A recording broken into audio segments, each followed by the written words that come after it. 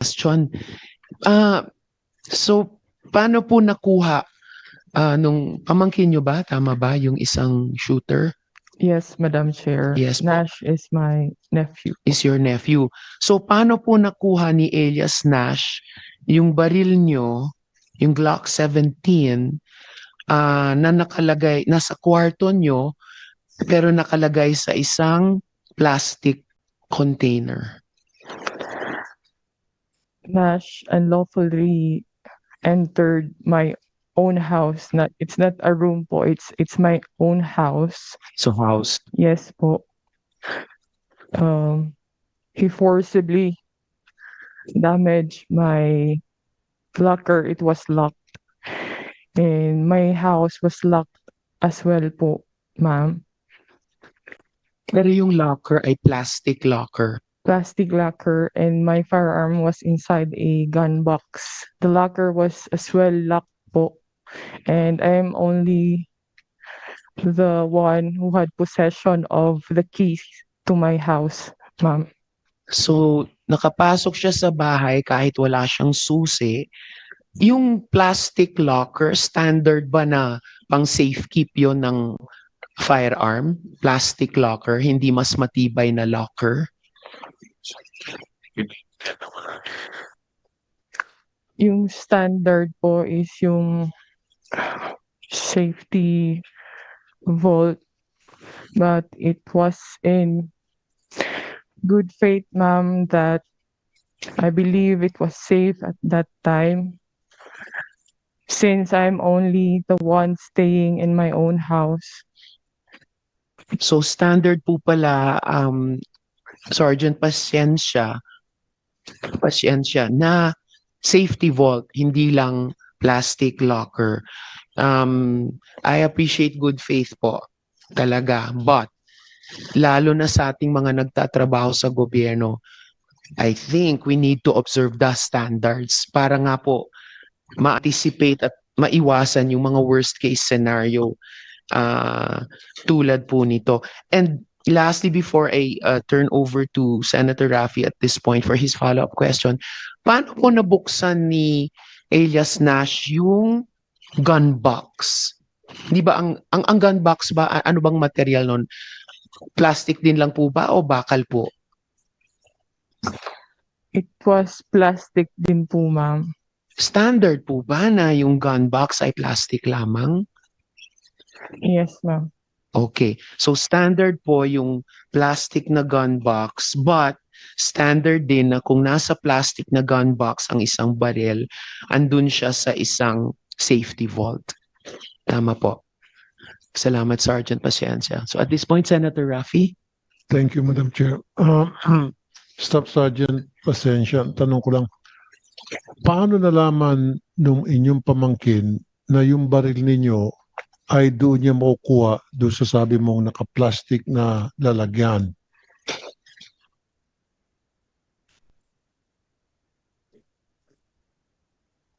Sen Rafi, I have only one locker in my room. And siguro naghanap siya kung saan ko pwede mataguan. Yun lang po ang area na may lock po. Okay. Now, balita na isinasama mo raw ata sa target shooting sa firing range, yung pamangkin mo?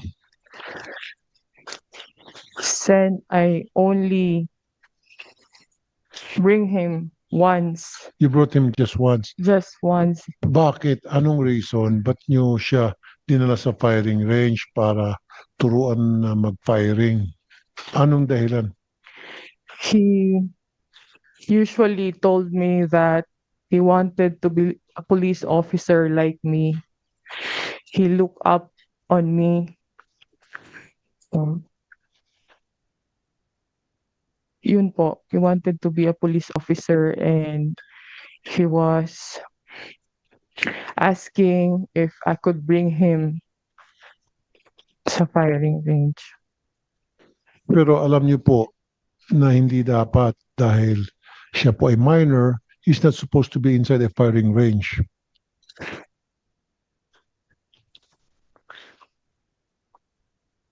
Sergeant, pakisagot sa tanong ni Senator Raffy. Um, based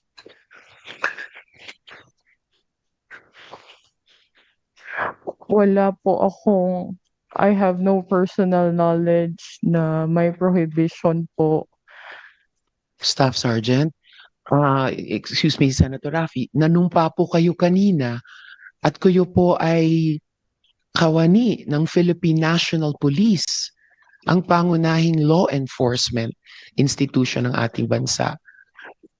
Pakisagot ng makatotohanan sa tanong ni Senator Raffy.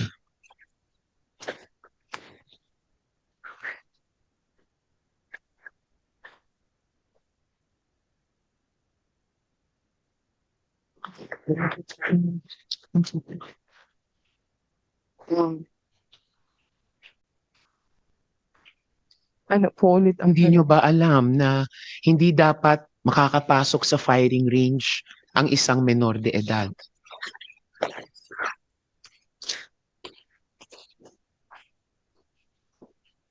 Hindi po. That's amazing, Senator Raffy. Any more questions for this resource person? Then doon kay General na lang. Anyway, before I end my questioning dito kay Staff Sergeant Pasensya, siguro there's lesson learned to be learned here na dapat tayo mga matatanda, responsible gun owner, so to speak, hindi natin expose sa mga minors na mga kamag-anak natin, kahit na tayo ay civilian man o police, yung nang pakita natin sa kanila yung mga baril. Much more bringing them sa mga firing range para makita nila yung actual na pagputok ng baril hanggang sa matututo sila kung paano magpaputok ng baril. So, in other words, natuto siya kung paano magpaputok ng baril dahil nga po sinama mo siya sa firing range. Kung hindi mo siya sinama at hindi siya na-expose sa ganong klaseng environment, then things would have been different. Yan po ang point ko.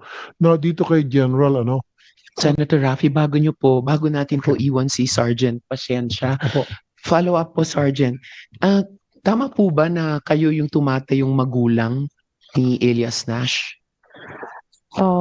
Madam Chair, hindi po ako ang tumatayong magulang ni Nash. I am his aunt, pero my parents po si Nash. And his father is my brother. Ang supervision ko po kay Nash are more on support and sa financial na aspect po. So may ilang, kumbaga, parental duties na kayo ang tumutupad para kay Elias Nash? In cases po na wala po talaga ang parents niya because they are members of 4Ps, wala po silang trabaho. And naaawa naman po ako sa bata, lalo na kapag humihingi na po ng pangbili ng ulam, gatas, kahit po sa education nila. Yun po yung support ko kay Nash. Pero si Nash po ba ay doon nakatira sa bahay ng kanyang magulang or siya po ay doon sa inyong bahay? Yes po, nakatira po siya sa kanyang mga magulang. Ako lang po ang nakatira sa sarili ko pong bahay. And lastly po at this point, kayo po, meron po ba kayong insight kung bakit ganyan ang ginawa ni Elias Nash nung araw niyon? May mga indications po ba? Kasi sabi nyo kanina, kayo rin po ay nag-a-advise kay Elias Nash. So, meron ba kayong napansin na parang maaring sabihin ngayon in hindsight, papunta dito sa ginawa niya? Yung napapansin ko po kay Nash is masyadong mahaba ang oras niya sa cellphone.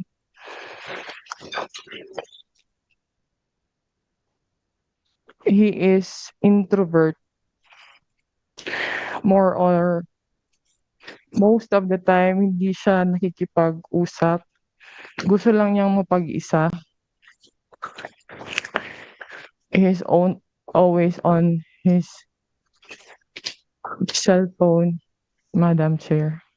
So, iba po dun sa dating pagkakilala ni Jeric na kapatid ni Miss Janica na sinabi nila kanina na ang dating pagkakilala nila kay Elias Nash ay masayahin, palabiro, kaibigan pa nga niya, kaklase pa niya.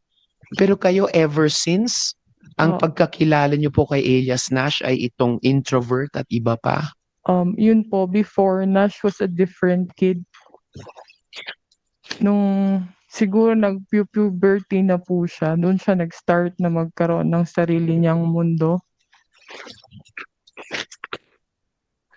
Alright, salamat Sergeant Pasensya. Please do stay on no para sa iba pang mga tanong Yes malamang po. pati galing kay Senate President Gatchalian. Quick, Pero at ito po ay hindi po natin pinapawalang sala si Nash sa kanyang ginawa. This is also public awareness kung ano ang mga dapat na bantayan ng mga magulang at ng mga guro. Posibleng mga danger signs na maaring papunta na sa karahasan at pananakit sa ibang bata, ang isang bata. Kasi gusto nating malaman dito sa hearing kung may mga signals ba tayong na-miss. So, Madam back Chair. to Senator Raffy for Yung pagsama niya sa general. firing range ng kanyang pamangkin, wala palang batas na ipinagbabawal yon. In fact, may mga bata ngayon na nagsasali sa mga practical shooting competition with proper guidance. So siguro, binibigyan mo ng guidance, sinasabihan mo yung mga bata, sasama kita rito, pero ito yung mga limitations, ito yung pwede mong gawin at pwede hindi gawin. So yung pagsama mo dun sa pamangkin mo, wala kang violations doon dahil walang batas against it. Ngayon, matanong ko lang si, si General. General, curious lang ako, no? Anong ginawa nyo? Ano naging protocol nung once na, of course, yung pag-respond nyo ata, 3 minutes lang, which is okay na yon from the time na may tumawag. How was the offender, these child offenders, how were they processed? From the start na nakuha sila ng police up to sila ay nadala sa TSWD, and how long did it take? Yes, sir. Thank you.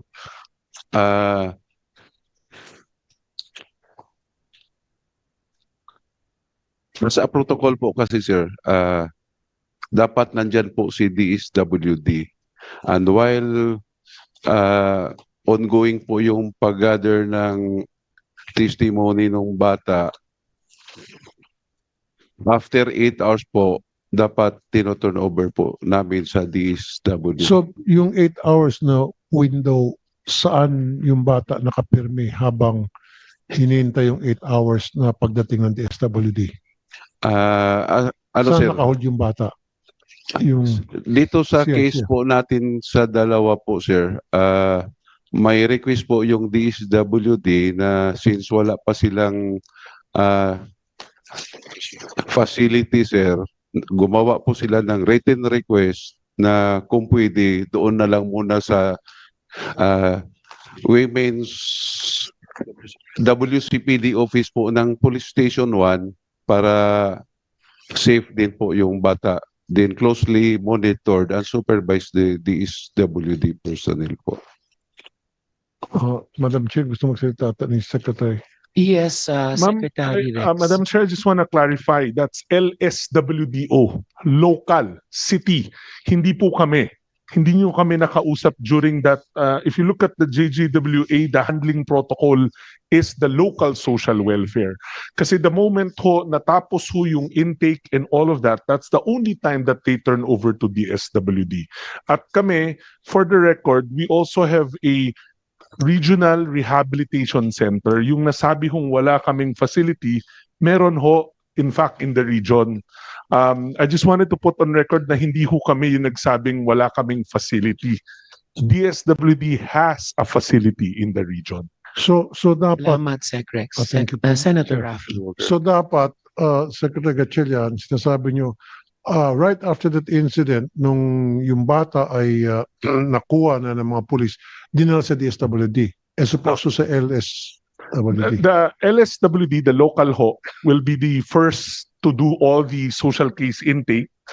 And then dapat normally meron ho silang bahay pag-asa. Since wala ho sila nun, That's why I believe they were asked to be placed in a safe area sa police station, which we believe nga is bawal ho doon sa batas. But given the circumstances, ganun ho yun nangyari. But the day after, tinurn over na ho sa amin, we have a facility in the region, a regional rehabilitation center for the youth. Humingi na ho sila ng tulong sa amin. So tama ho yung handling. Ang nag-gap ho doon yung wala hong bahay pag-asa as you pointed out kanina.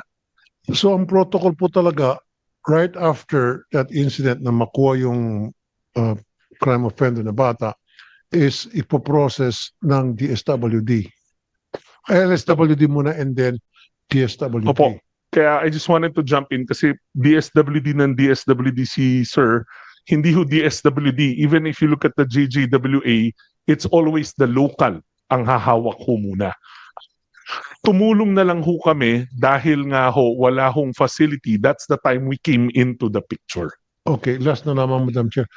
Okay, whether this is for the General or sa Secretary Gatchalian, kasi marami ako experience in the past sa programa ko, mga crime offender ng mga bata, ang ginagawa, binibigyan sa mga magulang kasi hindi pwedeng ikasuhan ng piskal, and then a few days later, gumagawa naman ulit ng krimen, karumal-dumal, rape pa nga yung mga kaso. So, while they are in custody or baka may mga magagali ito, wag gamitin salitang custody, while they are being safely inaalagaan. Okay? Ano yung mga ginagawa ng mga authorities, alam ba, sa Women's and Children's Desk while they were there in the facility of the Women's and Children's Desk? What is being done? Anong ginagawa ng mga taga-Women's and Children's Desk doon sa mga CICL? So pwede sigurong sumagot si Police Brigadier General Portento, ma'am? Sige po. Sir, within that 8-hour period, the WCPD will process yung dalawang CICL po. Meaning, they will get the information of the CICL, ipapamedical din po, and we will be taking photographs, tsaka